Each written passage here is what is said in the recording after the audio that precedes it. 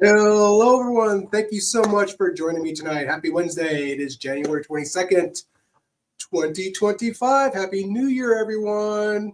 All right. Tonight's episode is called Your Leadership Sucks. It really doesn't. I just needed an edgy name for social media. And our episode tonight is Purpose Driven Leadership with HopeKey Foundation founder and author, Dr. Darlene Smith Raybon. However, she had an emergency tonight, but don't worry, I still have a full episode. She is stuck in LA and she was there visiting her daughter and taking care of the little one. And it just so happened a fire came about by her daughter's home. And so her daughter had to evacuate tonight and she had to help her daughter evacuate. So emergencies happen. That is way more important than this. She will be back. I talked to her earlier today, and we're going to reschedule, hopefully sometime in March or April, to really get into purpose-driven leadership. Just to give you a quick definition, purpose-driven leadership is all about making an impact, making a difference, making a contribution. Really not focused on profit. Yes, you're going to make some profit, but it's about making an impact. So we will get back to Dr. Smith. I hope her and her family got out in time and they're safe. And again, we will get back to her soon. God bless them. However, I'm going to take this episode and I made it into a couple of things. I'm going to call it my wisdom episode, where I share some books that I read in the past that really helped me with my leadership, and then some other wisdom nuggets with you. So that will be the episode tonight. It's going to be a really cool episode. This is also a lesson on how things in leadership change sometimes. Sometimes you reflect and you plan and you're well prepared, and then things happen. And sometimes you get days notice, hours notice, sometimes 5-minute notice. So I recommend to always have some type of plan B. Always have a plan B when presenting, when training, have extra materials. What if the technology goes out? How will you continue to train people if you have no technology?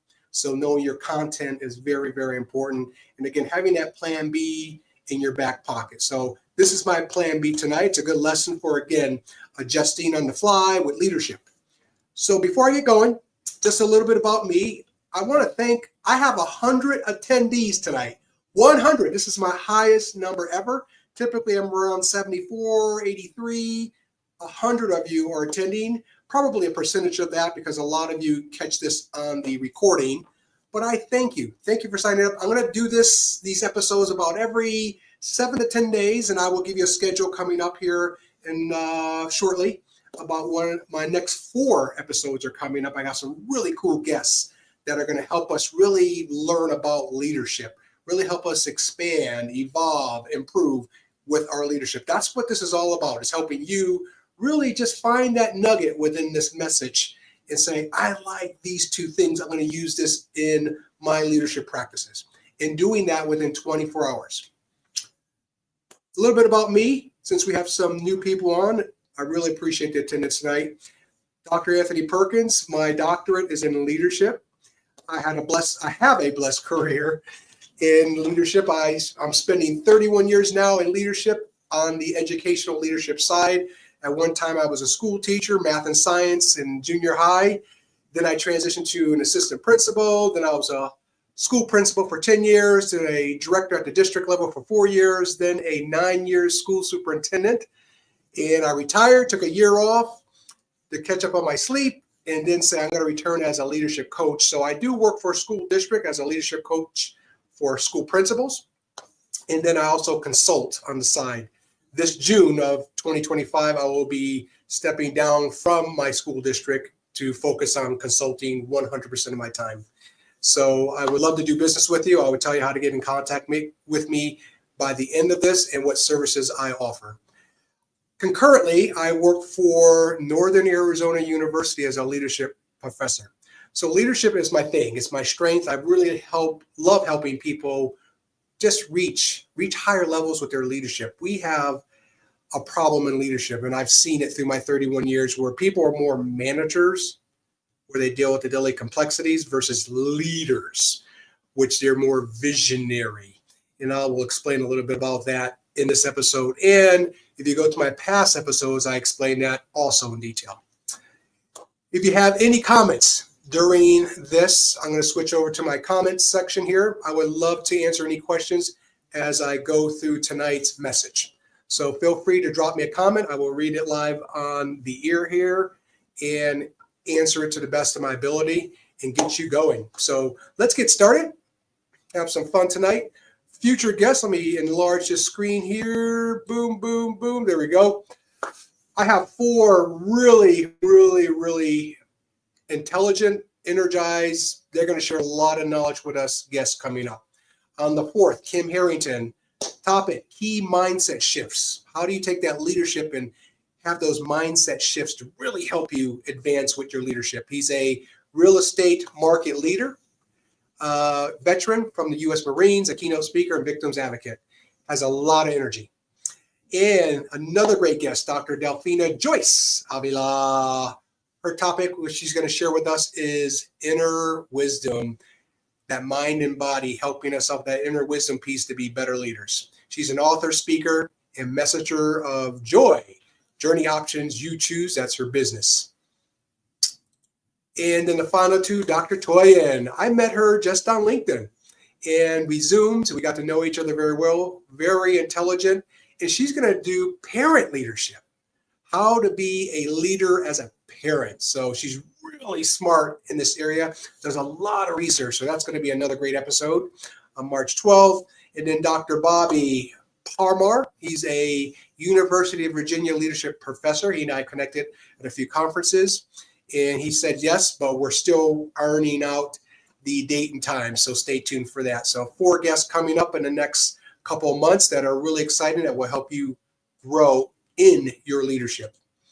All right, I'm going to start with a couple of books. Actually, I think there's 4 that I put in here for this episode that I highly recommend to you. These have been around for a while. They're not your typical leadership books, but they help you with your mind and body and the characteristics you're going to need to be a strong leader.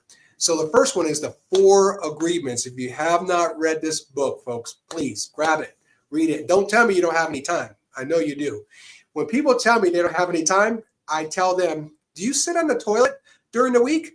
You got some time to pick up a book and read while you're on the toilet. So his 4 agreements center around be impeccable with your word.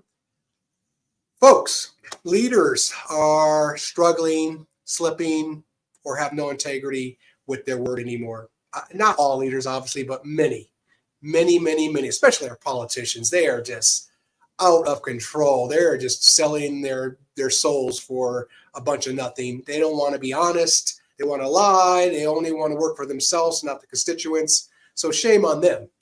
But I'm asking you to be impeccable with your word. If you say you're going to do something, do it. If you change your mind, tell the people you have to change your mind because of X, Y, and Z. Just be honest. Be impeccable with your word. Number 2, don't take things personally. Do not take things personally. There's going to be a lot of things thrown at you, negativity, meaning rocks being thrown at you. Don't take it personal. You define you. You know who you are. Don't take it personal. Let it roll off your shoulder. Now, if someone comes up and slaps you, yeah, that's a little too close for comfort. That's in your personal space. Do something about it. But if they're throwing names at you or saying bad stories, don't make a big to-do. You know who you are. You know who you are. Let me give you an example. When I was a superintendent, I had this parent who just hated my guts for some reason. And she would just talk negative about me throughout the community. And community members would come and tell me. She was Caucasian. She had a Caucasian kid. She had her kid dress up for Halloween and go to school in blackface. Now I'm African American. That could be, I could be offended. The principal came and told me. I said, don't worry about it. Just let it go. This lady just wants to fight and be negative. She did some other stuff when I was in some meetings with her and the principal. Negative this, negative that. We're not doing enough. I suck. He sucks, et cetera, et cetera. After a couple of years, she literally came into my office and said, Dr. Perkins, you've never done anything bad to me. I apologize. And I've talked so much stuff about you. I so apologize. So you see how kindness kills? Kindness wins. So just let those things go. There's going to be, if it wasn't for her, she's not the only one that talked negative about me, in other words. So if it's not her talking negative about me, it was someone else, just let it go. You know how strong of a leader you are. your strengths and your weaknesses. Number 3, don't make assumptions. Don't make assumptions. Have clear evidence. Don't go by feelings or what you thought you saw. Go by evidence. And then lastly, always do your best. And this gentleman breaks it down. It's a really good read. It's not a long read. So please try this book. Try it. Do an ebook, do an audio book, but listen. You want to listen for just great leadership nuggets that you can insert into your leadership practices. Another book, The Road to Character by David Brooks. I'm not going to give a lot away here, but in this book, he mentions a survey that was conducted in the 50s. And the survey was based on one question. And the question was, do you think you are important? It's either do you think or do you feel you're important? I forget, it was about 10 years ago since I read this book, but it's a profound book. Do you think you are important? In the 50s, the percentage came back. It was around 12% or 18%. One of those two, I'm a little forgetful right now. So 12 to 18% of people back in the 50s believed they were important. They took that same one question survey and gave it to people in the early 2000s. And the result wasn't 12, wasn't 18%. It was in the 80s. I think it was 82% or 85% of people feeling they are important. So what changed? Is it generational? Is it cockiness? Is it confidence? Is it personal development, self-awareness? So I'll leave that to you to figure out when you read the book. But The Road to Character obviously gets into character of people. This is one of my favorite books, John C. Maxwell's Failing Forward. And I actually have it right here. I always carry it with me because I love to use it to teach. I'm going to read you an excerpt. This is really cool. I had not really planned to take a trip this year, yet I found myself packing anyways, and off I went, dreading it. I was on another guilt trip. I booked my reservation on Wish I Had Airlines. I didn't check my bags. Everyone carries their baggage on this airline, and I had to drag it for what seemed like miles in the Regret City airport. And I could see that people from all over the world were there with me, limping along under the weight of bags they had packed themselves. I caught a cab to Last Resort Hotel, the driver taking the whole trip backward, looking over his shoulder. And there I found the ballroom where my event would be held, the annual pity party. As I checked in, I saw that all my old colleagues were on the guest list. The Dunn family, woulda, coulda, and shoulda. Both of the opportunities missed and lost. All the yesterdays were there, too many to count, but all would have sad stories to share. Shattered dreams and broken promises would be there too, along with their friends. Don't blame me, and couldn't help it. And of course, hours and hours of entertainment would be provided by the renowned storyteller. It's their fault. As I prepared to settle in for a really long night, I realized that one person had the power to send all those people home and break up the party. Me. All I had to do was return to the present and welcome the new day.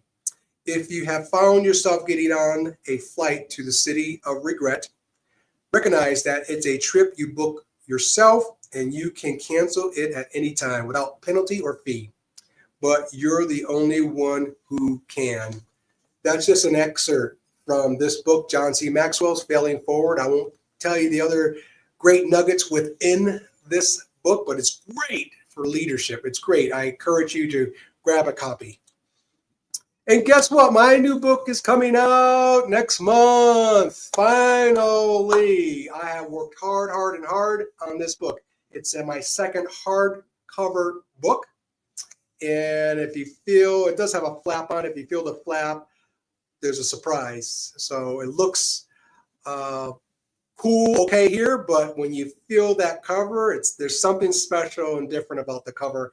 I'll leave that to be a secret. Here's what's different. I don't think any book has this. I don't think, and I've researched a lot of books. I have inserted in my new book three videos. How do you access these videos? There's 3 QR codes throughout the book after certain chapters. And what I do is I take the reading journey along with you.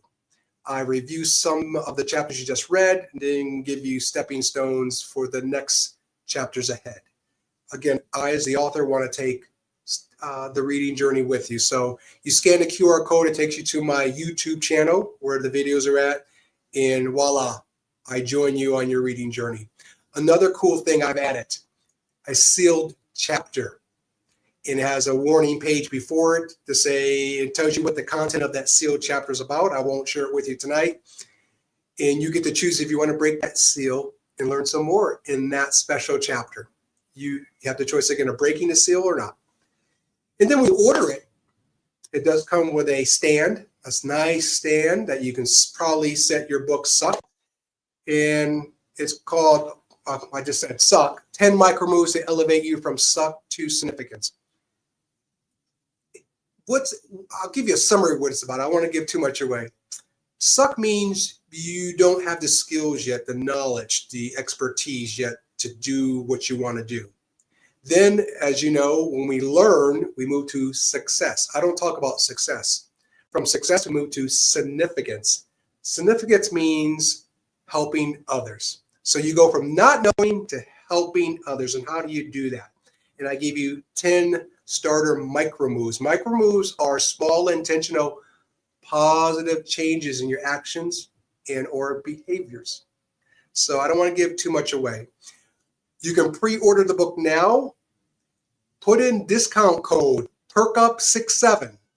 PERKUP67. PERKUP, the number 67, to give yourself a discount because it is my exclusive book.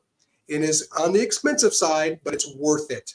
And putting in a discount code PERKUP67 will give you 20% off the book. So here's the QR code right here. Enjoy the book. Get in your pre-orders now. Another great book, Instinct by Bishop T.D. Jakes. I was always asking myself, what is the difference between a good leader and a great leader? A good leader and a great leader. And I kept reading, researching, and then I read this book, and I got my answer. And it's Instinct. Instinct of a Person. Is titled Instinct, the Power to Unleash Your Inborn Drive. So it's that instinct factor a leader has, that gut feeling, that intuition to say, do this or don't do that. That separates the good leader from the great leader, in my opinion. Now, I'll give you one little piece from the book. Bishop T.D. Jakes gives a great example, a metaphor, if you will. He says, the tortoise who walks on the ground and eats from the ground would never know there's a fire half a mile ahead because he's at a low level. But the giraffe that eats from the top of the trees can turn their head and realize there's a fire a half a mile that way. Don't go that way. So the tortoise will never understand the giraffe's thinking because of the different levels they're on.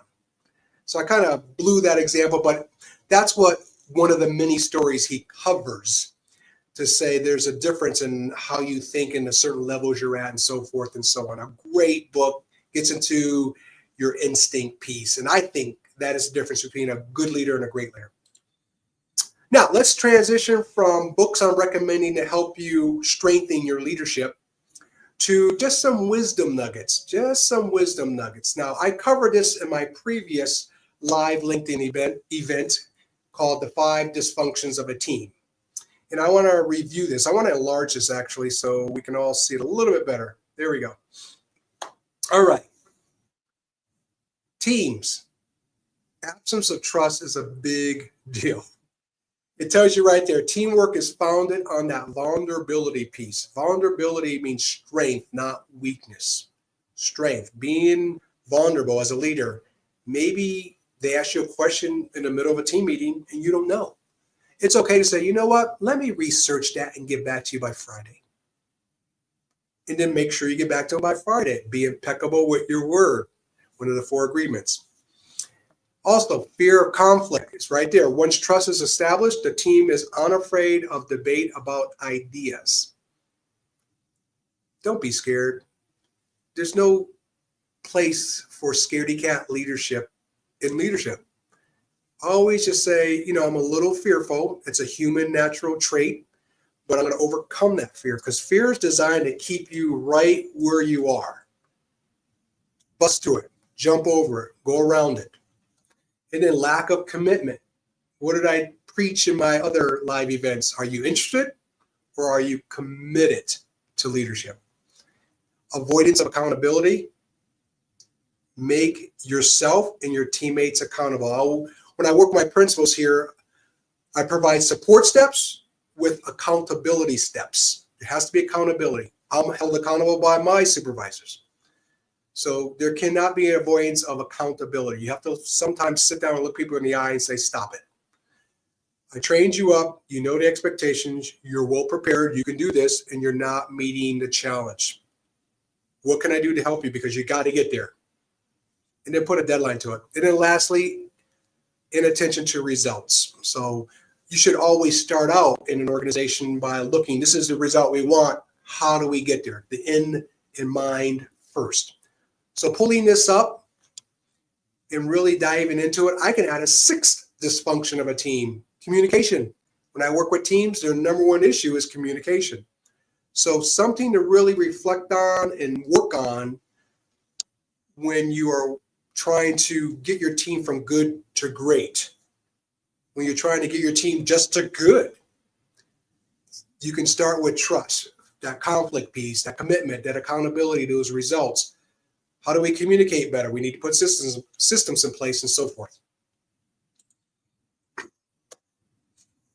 Another nugget, there's a lot of leaders out there that really truly believe they're leaders, but if you look at the research, visionary leaders, 1 out of 10 leaders are visionary leaders. One.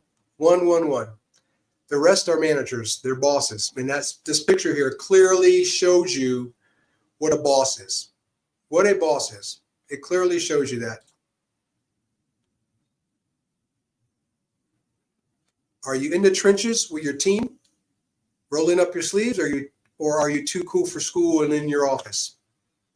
Bosses hang around the office, mess with the email, the voicemails, push the paper. They don't join their team. They're shouting out orders. They're transactional leaders. You better do this or else. Versus leaders, they train you. They have expectations for you. They join you when they need to. They're involved. They're a teammate. They're not separate from the team. So something to think about because there's a lot of bosses out there. I want to share with you Allison Levine's journey, and I encourage you to go to the TEDx Midwest. You can just type that in on YouTube, Allison Levine at TEDx Midwest. She does like a 15-minute spiel about what I'm about to tell you. I'm going to tell you her story, but she tells it much better.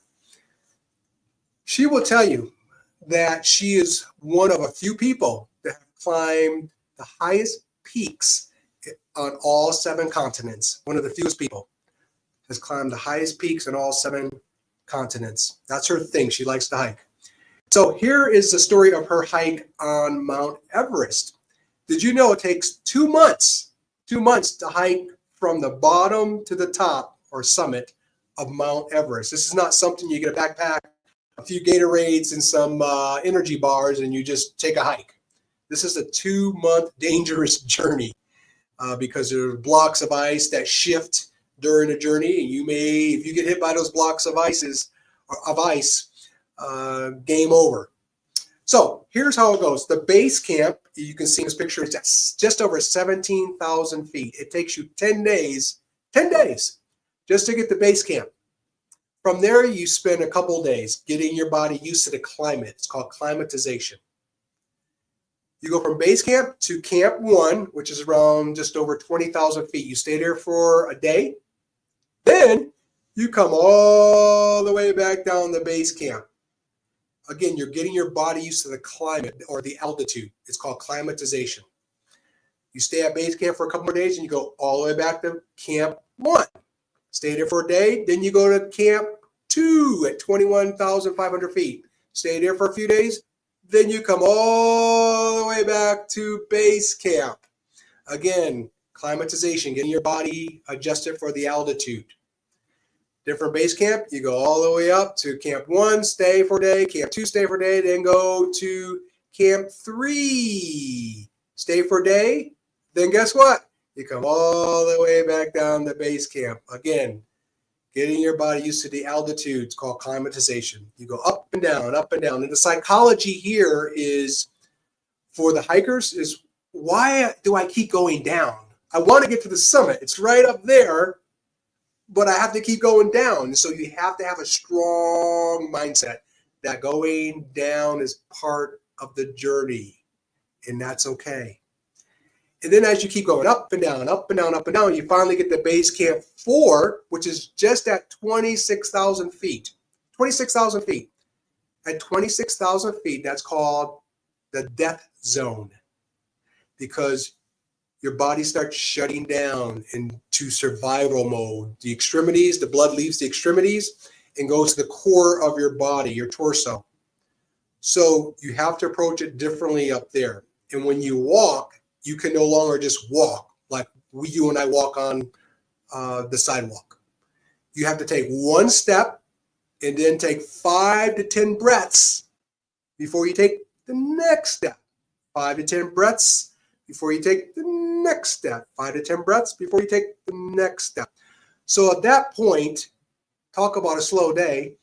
You have to set small goals for yourself and maybe just look at a rock that's 10 feet ahead of you and say, my goal is to get to that rock, and step accordingly, because you cannot walk regularly. Your body is super weak. Now, her story continues where she gets about 200 yards from the summit, and guess what? Within minutes, a major storm. She had to make the decision to go for it and most likely die, or turn all the way back around and go back to base camp. And that's what her and her team did. So she never made it to the summit. She was about 200 yards away. 8 years later, however, she returned. And the same thing happened. Up and down, up and down. You're at 26,000 feet, the death zone. You have to walk slow. She got about 200 yards to the summit. Another storm came in. This time she said, you know what? I'm not turning back. I'm going for it. And she made it. Luckily, the storm wasn't that bad and was temporary. Now, why am I sharing Allison Levine's story with you? To me, it's a metaphor for leadership. It mimics, it replicates leadership. In leadership, your journey is going up and down, up and down, up and down, and then you get to that death zone where you have to walk slow. Sometimes in our leadership journey, we have to walk slow. There's a saying out there, go slow to go fast. Going slow means to learn, to observe, to take notes, to ask questions. Then when you're thrown in to the leadership role, you can move fast because you have that knowledge. So a lot of her journey to me mimics or replicates leadership. And I encourage you to go on the TEDx Midwest. Just type in Allison Levine at TEDx Midwest. It's about a 14, 15-minute video. It's really an inspiring story. To me, it mimics all the leadership traits, aspects, things we go through in our leadership journey. She tells the story 10 times better than me. How do you handle change? Let me exit the screen. I would love your comments if you have any comments.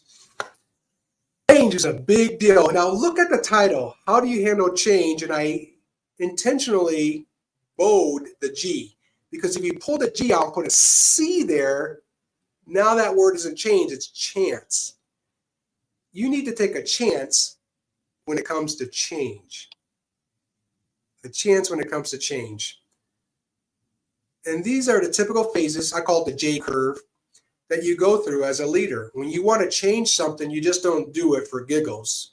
You really need to approach your team with a sense of urgency and evidence, data, research to say, we are right here and we're stuck right here and we need to make changes. And this new framework, this new program, this new approach will get us there. And this is how and why. And you're going to go through your team going, no way, Jose, all the way to the phase 2, disruption, anger, fear. They're mad. They may even try to sabotage you, to, okay, All right, I see a victory here. This is better than I thought. Uh-oh, this is really, really good. You're going to go through that swing of emotions with your team, and it's your job as a leader to guide that, to prevent the really negative things from coming out, that be there with that support and that evidence and that inspiration. So I want you to think about this when you're going through a change initiative, and really share this with your team. There's nothing wrong with sharing this actual slide, or there's plenty of these slides on the internet to say, this is what we're going to go through, but this is the evidence of how this is going to better us. Now, how do we get started with anything? I could go through a major action plan here. I don't want to get that detailed tonight. I want to keep things simple but effective. And here's a little courage ladder activity I want to just share with you. Getting to the top of that ladder just takes you writing down an action, a leadership action. So your leadership action, your goal should be on the top of this ladder. And then you put an action. So for example, say you want to communicate better within your organization, and you're the leader of this, and your teammate or your teams have told you, we have poor communication with this, that, and the other thing. So your first action at the bottom of the ladder could be, let me take a survey of what's working with communication, what's not working in communication, and what needs immediate attention with communication. Did you catch that? What's working, what's not working, and what needs immediate attention when it comes to communication? Those are the 3 questions you need, folks, for most things. These super long surveys are ridiculous. People don't want to fill them out. Just get to the point, be concise when you give surveys. 3 to 4 to 5 questions. What's working, what's not working, what needs immediate attention? So my first action would be a survey with those 3 questions. My next action will be bringing the team together to review the survey and go over the results. My third action would be to co-create with the team. This has to come from everyone, not just you, the leader. You always want to co-create. Now you got ownership and buy-in. And then your fourth action is to put together an action plan. So did you catch that? Do a survey, review the results of the survey, co-create with your team of what's next. And then your fourth step is an action plan that you guys create together. It could be as simple as that, folks. Leadership doesn't have to be complex, and too many leaders make it so complex. Remember, most of your teammates may not be at the level you're at with your education, with your knowledge, with your skills. So you don't want to be over their head. Make things simple. And here's a courage ladder activity you can do. Put a goal on top and then put in 4 action steps to get to that goal. Now, we're going to end here. It's been 33 minutes. I'm surprised I went this long. I don't want to keep you too long. What's one big thing? One big thing that I talked about tonight. One thing that you're going to do within 24 hours. You have to do it within 24 hours or you're going to get busy with life and forget. Take one thing from this message tonight and do it within 24 hours. And it might be ugly at first, but I'm telling you, and I guarantee you, it's going to get better, better, and better as you do it more and more and more. What's one thing? All right, I do not share this slide with the public, only those who join me on these live events. I have 3 courses out. This, if you scan the QR code, would take you to those courses. There's a cost. I kept these courses simple but effective. Nothing, you don't have to do any book reading, or it's just me doing some videos and giving you some knowledge for you to start that thing. And just insert that thing into your daily leadership practices. So because you joined today, you get this QR code. The public doesn't get it. I do consulting. I love leadership. I do leadership coaching with leaders, organizational training, and inspirational speaking. I would love to partner up with you in your organization or coach you as an individual. And you can contact me on LinkedIn under Dr. Anthony J. Perkins, at my email, and on my website. It lists what I do for services, and it also has my books for sale on my website. Also, I have a YouTube channel, Dr. Anthony J. Perkins. Just type that in. I'm on LinkedIn, or Instagram, at PerkUp67. and Facebook, Anthony J. Perkins. And I think, so that is it for tonight. You got some knowledge on some books that I highly recommend, and I hope you gravitate to. And you got some more leadership nuggets.